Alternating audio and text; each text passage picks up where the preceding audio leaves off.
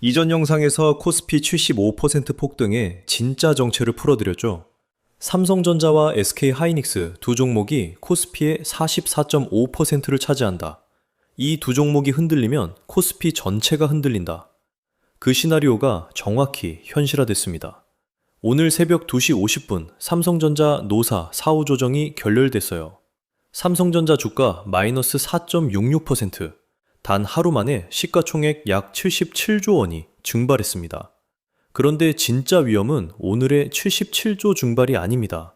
5월 21일 총파업이 시작되면 30조에서 40조 원의 추가 피해가 예상되고요. 그것보다 더 중요한 건 정부가 21년 만에 긴급 조정권을 발동할 가능성이에요. 2005년 이후 단 한 번도 안 나온 카드입니다. 오늘 영상에서는 새벽에 무슨 일이 일어났는지, 코스피 44.5% 시나리오가 왜 위험한지, 그리고 마지막에 알려드릴 긴급조정권 발동 시 3가지 시나리오까지 풀어드립니다. 채널 처음이신 분들 위해 짧게 소개드리면, 이 채널은 한국은행, 국회 예산정책처 같은 기관 자료를 시청자 대신 끝까지 읽고 정리해드리는 채널이에요. 어제 영상에서 예측한 게 24시간 만에 맞은 이유도 그 데이터 분석 덕분이고요. 도움 되셨다면 구독 부탁드릴게요. 먼저 어제부터 오늘 새벽까지의 흐름부터 정리합니다. 5월 11일 정부 세종청사 중앙노동위원회에서 삼성전자 노사 1차 사후 조정이 시작됐어요. 이건 정부가 노사 갈등을 해결하려고 마지막으로 마련한 자리예요. 그날 11시간 넘게 협상했지만 합의에 못 이르렀습니다. 5월 12일 오전 10시 2차 사후 조정이 시작됩니다. 그리고 그게 17시간 동안 이어졌어요. 5월 13일 새벽 2시 50분 협상이 결국 결렬됐습니다. 노조 측이 조정안이 오히려 퇴보했다고 말하면서 자리를 떴어요. 그러면 17시간 동안 뭐가 안 됐냐? 핵심은 단어 2개입니다. 노조가 요구한 단어, 제도화, 사측이 답한 단어, 일회성. 쉽게 풀어드리면 이래요. 노조 요구는요, 영업이익의 15%를 성과급 재원으로 못 박자, 상한선을 폐지하자, 어떻게 산정하는지 명문화하자. 사측 제안은요, 기존 EVA 방식, OPI 제도를 유지, 상한 50% 그대로, 반도체 DS 부문에만 영업이익의 최대 12%를 올해 한 번만 특별 성과급으로 주겠다. 단, 매출과 영업이익이 국내 1위일 때만. 차이가 보이세요? 노조는 매년 자동으로 받는 정해진 규칙을 원하고, 사측은 올해 한 번, 그것도 조건부로 라고 답한 거예요. 비유하자면 이런 거예요. 직원이 회사에 요구해요. 월급 외에 매년 매출의 1%를 보너스로 받는 규정을 만들어주세요. 회사가 답합니다.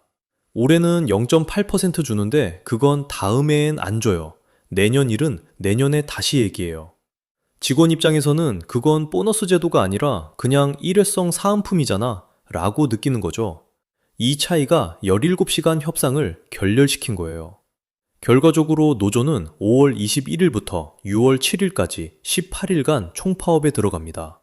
현재 참여 예상 인원이 4만 1000명, 결렬 후 5만 명 이상으로 늘어날 전망이에요. 여기서 어제 영상 안 보신 분들을 위해 짧게 보강합니다. 이미 보신 분들도 한 번 더 짚어드릴게요. 오늘 사건의 의미를 이해하는데 필수거든요. 어제 코스피 영상에서 다룬 핵심 데이터예요.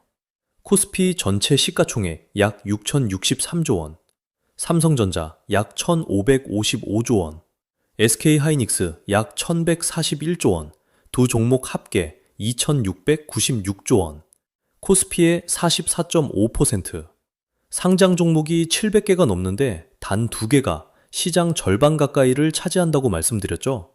그래서 두 종목이 흔들리면 코스피 전체가 흔들린다고요.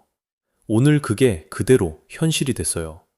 5월 13일 삼성전자 종가 26만 6천 원, 전일 대비 마이너스 4.66%, 13,000원 하락에 발행 주식수 약 60억 주를 곱하면요, 단 하루 만에 약 77조 원이 사라졌습니다. 참고로 SK하이닉스도 같은 날 동반 약세였어요. 두 종목 합치면 그 이상 증발이고요. 코스피 지수도 7,487로 동반 약세입니다. 여기서 진짜 무서운 건 이거예요. 총파업이 진행되면 추가로 30조에서 40조 원의 생산 차질이 예상되거든요. 이건 그냥 시가총액 변동이 아니라 실제 한국 경제 GDP에 잡히는 손실이에요. 오늘의 77조 더하기 파업 시 추가 30조에서 40조, 합쳐서 100조 원이 넘는 충격이 한 달 안에 발생할 수 있다는 뜻입니다. GDP 2600조 수준의 한국 경제에서 100조면 약 4%예요.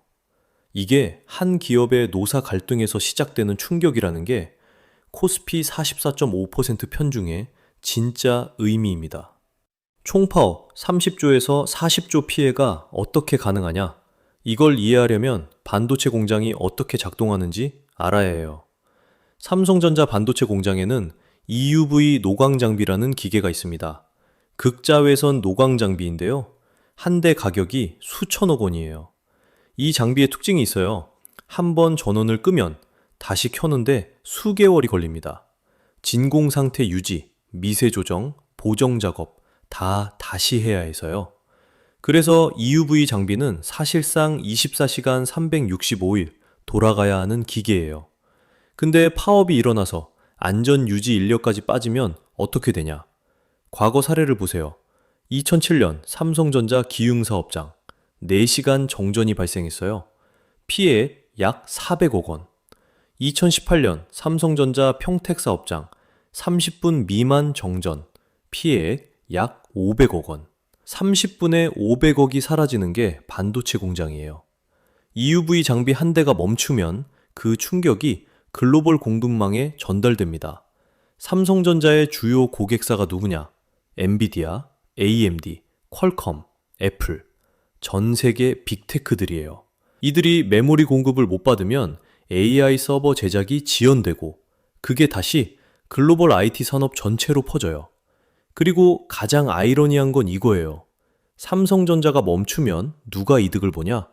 답은 SK하이닉스와 마이크론입니다. SK하이닉스는 같은 한국 회사인데도 메모리 공급 대체 효과로 반사이익을 봐요. 마이크론은 미국 회사고요. 즉, 삼성 파업이 길어지면 한국 반도체 산업 내부에서 양극화가 또 한 번 일어나는 거예요. 영상 첫 부분에 말씀드린 그 카드입니다. 긴급 조정권. 이게 뭐냐면 노동조합 및 노동관계조정법 제76조에 따른 권한이에요. 조항을 그대로 풀어드리면 노동조합의 쟁의행위, 그러니까 파업 등이 공익을 현저히 해하거나 국민 경제를 위태롭게 할 위험이 있을 때 국가가 강제적으로 개입해서 분쟁을 중단시킬 수 있다는 권한이에요. 고용노동부 장관이 중앙노동위원회 위원장과 협의해서 결정합니다. 발동되면 어떻게 되냐? 노조 쟁의 행위가 30일간 강제 중지됩니다. 이 카드가 마지막으로 발동된 게 언제였냐? 역대 발동 사례는 단 4번입니다. 1969년 대한조선공사 파업, 1993년 현대자동차 파업, 그리고 2005년에 2차례. 7월에는 아시아나항공 조종사 파업, 12월에는 대한항공 조종사 파업 때 발동됐어요. 그 뒤로 21년이 지났습니다. 단 한 번도 안 나왔어요. 왜 그렇게 오랫동안 안 나왔냐? 긴급 조정권은 정부가 노동시장에 강제 개입한다는 의미라서 민주적 노사관계의 마지막 카드로 여겨져요. 함부로 쓰면 노동계의 강한 반발, 정치적 부담, 국제평가 하락까지 따라옵니다.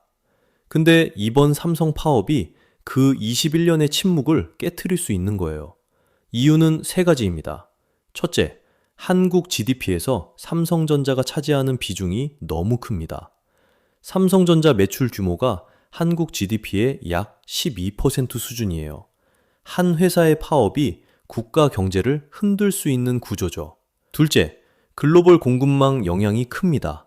엔비디아 AI 칩 생산 지연, 글로벌 IT 산업 차질, 외교적 압박까지 따라올 수 있어요.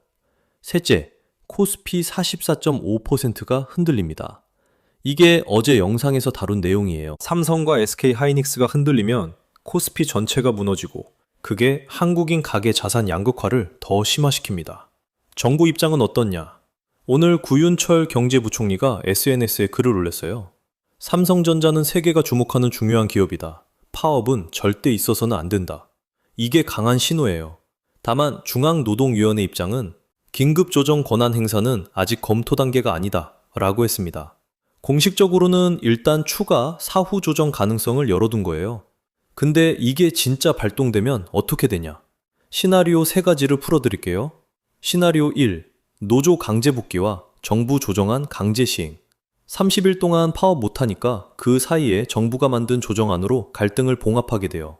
단기적으로는 경제 피해를 막을 수 있지만 근본 갈등은 해결 안 됩니다.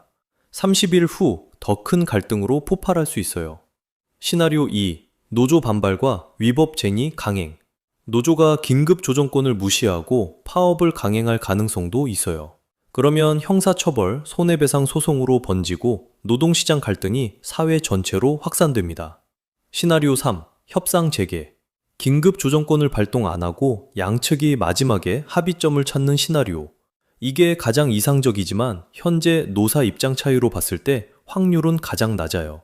전문가들은 현재 시나리오 2 가능성이 가장 크다고 보고 있습니다. 자, 그럼 일반 시청자분은 어떻게 봐야 하나? 흥미로운 분석이 하나 있어요. JP모건이 오늘 보고서를 냈는데요. 파업으로 삼성전자가 약 4조 원의 매출 손실을 볼 수 있다고 경고하면서도 투자 의견은 비중 확대를 유지했어요. 목표 주가는 35만 원입니다. 오늘 종가가 26만 6천 원이니까 약 32% 상승 여력을 제시한 거예요. 근거가 뭐냐? 현대차 학습 효과입니다. 과거 현대차도 상습적인 파업 리스크가 주가에 단기 악재로 작용했지만 결국 우수한 제품 경쟁력과 실적이 주가를 회복시켰던 사례를 근거로 들었어요. JP모건의 메시지를 한 줄로 정리하면 파업으로 조정받을 때가 오히려 매수 기회라는 역발상이에요. 물론 이게 맞을지는 아무도 몰라요.